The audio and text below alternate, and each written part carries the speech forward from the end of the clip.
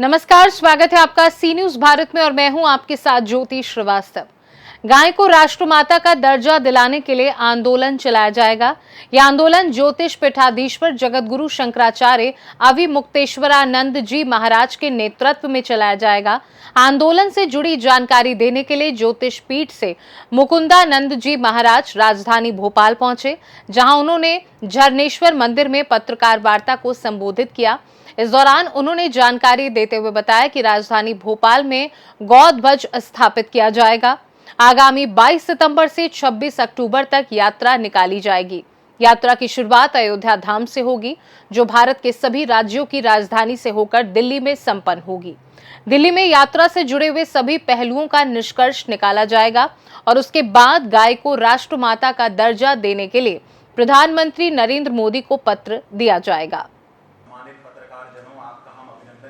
स्वागत करते हैं कि आपने समय निकाला और आज आप हमारे बीच में इस जो गौ माता को राष्ट्रमाता का सम्मान दिलाने के लिए, गोहत्या बंदी के लिए जो संपूर्ण भारत में गोध्वज स्थापना भारत यात्रा होने जा रही है, इसके लिए हमारे विचार और विषय को समझने के लिए आए।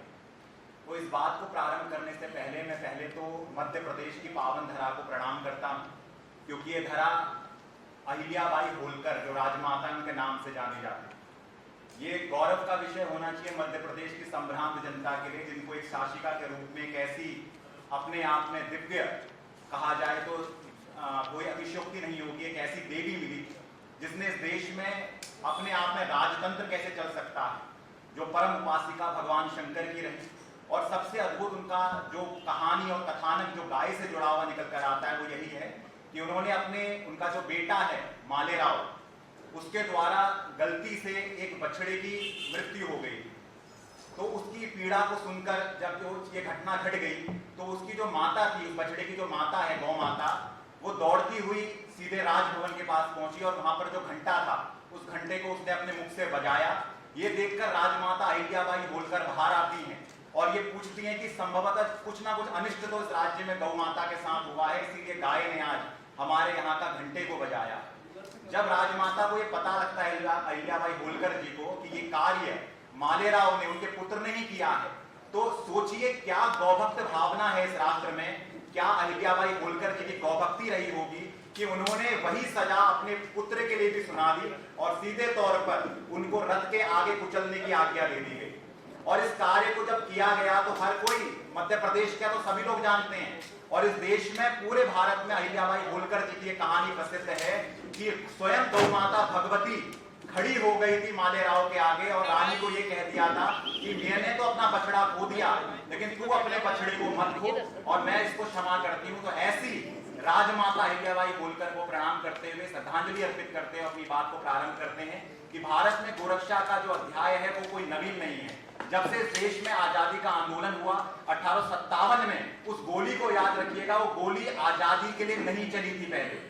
ये बात भारत के इतिहास में वापस से दोहराई जा रही है कि मंगल पांडे जी आराम से नौकरी कर रहे थे, उन्हें पता था कि देश अंग्रेजों का गुलाम है, उन्हें कोई समस्या नहीं हो रही थी। समस्या एक घटना ने उनके जीवन में लाकर कर दी। वो घटना यही थी जब उन्हें पता लगा कि कारतूसों में गाय के चर्म का प्रयोग किया जाता है। तो इस बात को जानने मात्र से बैरकपुर की छावनी कलकत्ता के अंदर मंगल पांडे उठ खड़े हुए और निर्वीर बना हुआ मंगल पांडे देश के अंदर गौभक्त शूरवीर हो गया और पहली गोली मेजर ह्यूसन की छाती पे दे मारी। यह कार्य मंगल पांडे ने गोमाता के आधार पर किया था। यह गौरव का क्षण देशवासियों के लिए हो सकता है कि 1857 की उस क्रांति के बाद 1947 में एक ऐसा क्षण आया जब यह देश ट्रांसफर ऑफ पावर एग्रीमेंट के तहत जैसे तैसे आजादी को प्राप्त कर गया। लेकिन इस देश की आजादी का मूल रही गौ माता, इस सनातन धर्म का मूल रही गौ माता, हमारे वेद पुराण उपनिषद जो ये निरंतर गाते रहे, गावो विश्वस्य मातरः, जिन्होंने हमेशा कहा कि गाय की हत्या नहीं होनी चाहिए। जिस देश में देवरा बाबा जी ने ये कहा कि जहां गाय का रक्त गिर जाता है वहां के किए हुए जब तब होम आदि कथा कीर्तन सब नष्ट हो जाते हैं, ऐसी भावना रखने वाले देश में हमारा देश तो आजाद हो गया, लेकिन इसकी मूल रही है गौ माता आज भी आजाद नहीं हो पाई, तिरस्कृत है, वो दुर्गति को प्राप्त है। और ये इतना कष्टप्रद हम सब के लिए है कि हम अपने शब्दों में से व्यक्त नहीं कर सकते। और इसी क्रम को आगे बढ़ाते हुए विभिन्न आंदोलन होते रहे, विभिन्न घटनाक्रम होते रहे। संक्षेप में हम आपके सामने इसका पूरा वो रखना जा रहे हैं और आगे चलकर भारत का इतिहास गवाह बना 1966 के उस आंदोलन का, जब धर्म सम्राट करपात्री जी महाराज ने और इस देश में शंकराचार्य परंपरा को एकीकृत करके, जिसमें पूरी शंकराचार्य महाभाग से लेकर हमारे ज्योतिष पीठाधीश्वर से लेकर सब कई आमनायों को साथ करते हुए, विभिन्न आर्य समाज से लेकर विभिन्न तरह के सामाजिक संगठनों को साथ में करते हुए ये अपनी लीडरशिप में एक ऐसा आंदोलन भारत देश में करके दिखाया जो ना भूतो न भविष्यति था। पहली बार देश में पता लगा कि गोभक्त भावना इतनी ज्वलंत है कि वो भारत की राजसत्ता को बना भी सकती हैं, और अगर वो गाय का काम नहीं करेगी तो उसको मिटाने का भी दम रखती हैं। इसी भावना के आधार पर वो आंदोलन तो किसी कारण से कुचल दिया गया, उसका दमन हो गया इस देश में, लेकिन आज भी हमारे मन में वो भावना है कि सच्ची श्रद्धांजलि धर्म सम्राट करपात्री जी महाराज जी को यही होगी कि इस देश में गोहत्या बंदी हो जाए और गोमाता को राष्ट्रमाता का सम्मान मिले। इसी क्रम में इसी चीज को स्वामी करपात्री जी महाराज जी के इस कार्य को निरंतर गतिमान करने के लिए पूज्य गोपाल मणि जी महाराज ने इस आंदोलन को जीवंत रखा और पूरे देश में इसके लिए कार्य किया, और अंततोगत्वा चारों पीठों के शंकराचार्य महाभागों का आशीर्वाद उनको प्राप्त हुआ। और इसी क्रम में ज्योतिष पीठ के परम पूज्य शंकराचार्य अभिमुक्तेश्वरानंद जी महाराज जी ने इसका मार्गदर्शन, इसका नेतृत्व स्वीकार किया, और आज उनके रूप में यह आंदोलन पूरे भारत में गतिमान हो चुका है। और सबसे बड़ी बात यह है, जिस तरह से आदि गुरु शंकराचार्य भगवान ने संपूर्ण भारत में दिग्विजय यात्रा निकाली, अखंड भारत को एक करने के लिए, सभी सनातनियों को जगाने के लिए पूर्व से पश्चिम, उत्तर से दक्षिण की एक ऐसी यात्रा करी जिससे पूरा भारत में हिंदू धर्म, सनातन धर्म पुनर्स्थापित करके उन्होंने दिखा दिया।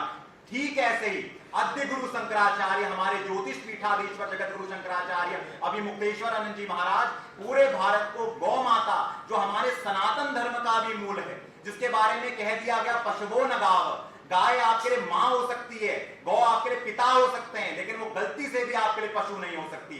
ऐसी गौ माता की दुर्गति आखिर राष्ट्र में कैसे हो सकती है? इस कार्य को लेते हुए हमारे आद्य गुरु शंकराचार्य पूरे भारत को एक सूत्र में पिरोने के लिए 33 प्रदेशों की यात्रा कर रहे हैं, और 33 प्रदेशों की इस पूरी यात्रा में वो उनकी राजधानियों में जाने वाले हैं और वहां पर गोध्वज की स्थापना करने वाले हैं, और पूरे भारत को एक सूत्र में पिरोने वाले हैं। पूरब से लेकर पश्चिम, उत्तर से लेकर दक्षिण एक बार अपने शंकराचार्य जी के साथ एकमत होकर यह बात को दोहराएगा कि इस देश में गोहत्या बंदी होगी और इस देश में गोमाता को राष्ट्रमाता का सम्मान दिया जाएगा। इसी क्रम को यथावत बनाए रखने के लिए ये यात्रा हमारे यहाँ पर भोपाल में भी इसका आगमन होगा। इसकी पूरी जानकारी यहाँ पर उपस्थित हमारे आदरणीय जो वो देखिए, हम ये समझते हैं कि वो उनकी नासमझी है। देखिए, किसी चीज के महत्व को हम अलग दृष्टिकोण से देखते हैं। हम उसको माँ के दृष्टिकोण से देखते हैं कि वो हमारी माँ है। हमको यदि वो कुछ भी नहीं देगी तब भी हम उसके संरक्षण के लिए जीवन भर प्रयास करेंगे, लेकिन दूसरा माँ नहीं मानता है।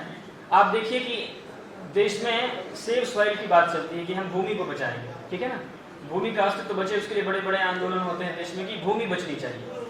आप रिपोर्ट उठा करके पढ़ लीजिए, कई दिनों से हम लोग इस बात को पत्रकारों के माध्यम से कह रहे हैं कि आप भूमि को बचा कैसे सकते हैं। फर्टिलाइजर डाल करके आपने अनाज उत्पन्न करना शुरू कर दिया, जितना अनाज आपके यहाँ होता था उससे डबल होने लग गया। कितने साल, मतलब 10 साल समझ लीजिए, 15 साल, 20 साल, लेकिन उसके बाद वो धरती बंजर हो गई। तो धरती के अंदर जो भूमि के अंदर जो भूमित्व है, जिसके कारण उसमें अन्न उपजने की क्षमता है, उसको ये इस तरह के फर्टिलाइजर समाप्त कर रहे हैं। भूमि का जो वैशिष्ट्य है, उस वैशिष्ट्य को बचा करके केवल गौ माता का गोबर ही कर सकता है। भूमि का अस्तित्व गोबर ही बचा सकता है। और चाहे हिंदू हो, चाहे मुसलमान हो, चाहे सिख हो, चाहे ईसाई हो, चाहे जो भी मतांतर को मानने वाले हों, खाने के लिए सबको भोजन चाहिए ना, और भोजन भूमि से मिलने वाला है। और भूमि का भूमित्व, भूमि का जो अस्तित्व है गाय के गोबर से ही रहने वाला है। तो हम समझते हैं कि इस बात को यदि अच्छे से समझाया जाए तो कोई भी संसार का ऐसा नहीं होगा। अपने पेट पे कोई कुल्हाड़ी नहीं मारता, कहते हैं ना साहब हमारे पेट पे लात मत मारो।